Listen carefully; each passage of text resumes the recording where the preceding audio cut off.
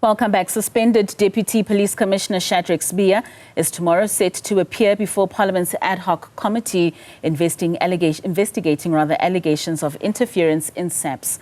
Now, he'll be the third witness to appear after Police Commissioner Fani Masemola and KZN Chief Nhlanhla Mkhwanazi appeared earlier in the week. Sibiya is accused of playing a part in the disbandment of the KZN Political Killings Task Team. On Thursday, his laptop and other gadgets were seized during a raid at his Centurion home, which he described as a betrayal by colleagues. Sibiya also claims that his life is in danger. All right, for more on the ad hoc committee, we're now joined by activist and Citizens Forum spokesperson Dennis Bloem, as well as political analyst Bheki Mngomezulu. Gentlemen, thank you so much for your time and for joining us this evening. Prof, let's perhaps begin with you with regards to what we were seeing in the ad hoc committee this past week. How effective do you believe the Parliament's ad hoc committee, particularly the MPs, have been in holding police leadership accountable in light of the questions that were posed to them during the hearing?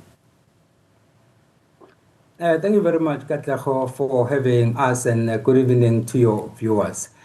Eyes were glued on this particular ad hoc committee set up by Parliament to look into the allegations made by General Mkhwanazi.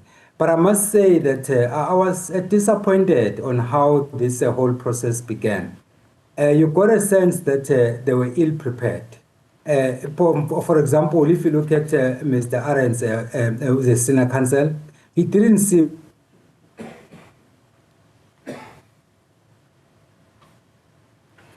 Prof, it seems as though we are losing that connection to you. Let's perhaps try to re-establish that line. Mr. Bloem, I'm going to pose the same question to you. We're hearing Prof saying that they were ill-prepared. He was quite disappointed. But in fact, the activists and Citizens Forum had put out a press release saying that you're extremely disappointed with the below-par performance of the MPs that are sitting on that ad hoc committee. Explain to us those sentiments. Why is it that you feel that way?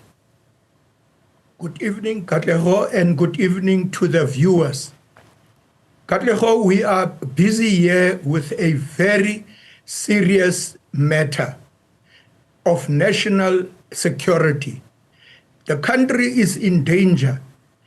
This revelations or allegations that General Mkhwanazi have made on the 6th of July is very serious.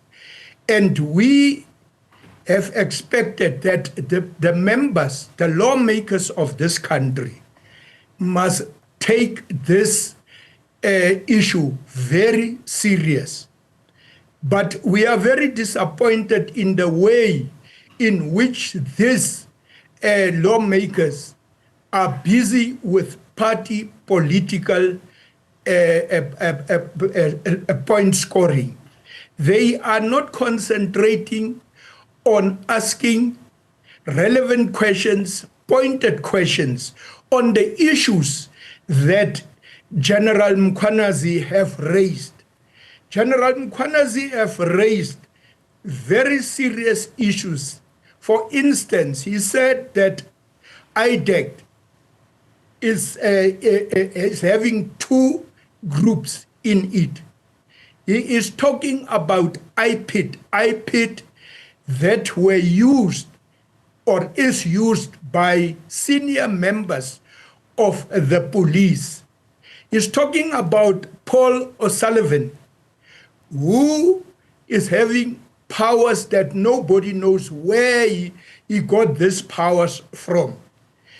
The general was talking about the unrest of July 2021, where the Minister of Defense were lying to the country. That is the allegation that General Mkhwanazi have made. Now, all these things and many more, there's a lot of questions. We're expecting that these MPs must go deeper and ask questions on these issues that I have just raised now, that the general have raised in the committee and even in the Madlanga Commission. But instead, we see that politics is playing a role. For instance, the ANC representatives on this committee will try and defend the Minister of Police, Senzo Mkhwanazi. Now, this is a national issue. The other political parties will try and pin down one another. We have seen on Friday, these people are fighting amongst themselves. It doesn't give us any confidence that there will come a very solid report with solid recommendations if these people are going this way. I believe we've got Prof back on the line. Prof, I mean, you were saying that the members of parliament were ill prepared in your analysis of how they were able to put across those questions. We did hear what Mr. Bloem is saying with regards to that caliber not really being up to par with what we are really trying to do with this process. Absolutely, Katlego. I fully agree with Mr. Bloem. In fact, honestly speaking, I don't trust commissions for starters. Even the Madlanga Commission, I don't trust commissions because commissions don't have prosecutorial powers. And then also because we have seen in the past where commissions would compile reports, make recommendations, and then nothing will become of those recommendations. Now we have a parallel system whereby we have this ad hoc committee. And the ad hoc committee claims to have powers, but as to whether they'll be able to have teeth to bite, that is too early to tell. But from what we have seen and from what Mr. Bloem is saying, there is no confidence in what is being done here. He has just cited some examples. You might have seen what Mr. Soul, for example, was doing. He was just talking about Patriotic Alliance, my deputy president. This has nothing to do with his deputy president, Kenny Gunene. It has everything to do with the issues that were raised by General Mkhwanazi, as Mr. Bloem was saying. So basically, from both the Madlanga Commission and from the ad hoc committee, I don't think that we must expect miracles. Let us just brace ourselves for the turbulence because our politicians are playing politics and they don't seem to see the bigger picture as to how serious these matters are. And then if they fail to execute their mandate expeditiously, then obviously we'll find ourselves in big trouble. I don't think our politicians are well aware of that. But you say we must just move with the turbulence. There are costs to these sittings, particularly with the Madlanga Commission. What then would be an alternative, Prof, if we are saying we'll just go with this particular flow and see where it takes us, if we are seeing members of parliament, like you're saying, the caliber and them being ill-prepared with regards to what we're trying to do with this process? What then is for the rest of South Africa? What are we saying to South Africans with these processes? I mean, you do say you don't trust any commission. I don't, my sister. It's a waste of money. What I would have preferred, immediately after Lieutenant General Mkhwanazi made the allegations that he made, what was supposed to happen, they should have afforded him an opportunity to open cases against all the implicated individuals. And then have a hearing happening in public so that we would see what is happening. Because if that hearing were to happen behind cameras, then chances are we would not get to know the truth of what actually happened. If the Madlanga Commission and the ad hoc committee were actually a court case where whoever is implicated was being crucified, then we'll be in a better position to come to finality about these matters. Because then, if you have a court of law has prosecutorial powers. Not only do you get information, but you also have the power to make sure that you act on that information, which is not the case with the two institutions. So in my view, the Madlanga Commission is a waste of money as much as the Zondo Commission was, as much as the Falam Commission was, as much as the Morane Commission was. The list goes on. We have an experience whereby commissions have not given us what would have expected as a nation. So I don't think there will be something different this time around. Hence my suggestion then that let's rather go the legal route and then just have a case and then focus on that. So Ntate Bloem, I mean, with what you and Prof are both saying, it seems as though all these issues that you've raised, particularly with the Parliamentary Ad Hoc Committee and the MPs playing to the gallery, as you explained, are these the underlying structural and political factors that enable police corruption to persist despite there being oversight efforts? Katlego, firstly, I want to agree 100% with what the Prof is saying. You see, we have said from the word go, when this commission was announced, it's a waste of taxpayers' money. Now, we have said, and that is exactly what the Prof is saying, after the 6th of July, the president could have said to Commissioner Fani Masemula and General Nhlanhla Mkhwanazi, arrest all those who are implicated, put a unit together, round up all these people whose names are mentioned, and put them in front of a court of law. They must prove their innocence. We must know that it's not all the police in this country that are bad. They are good police, good investigators who can do the work.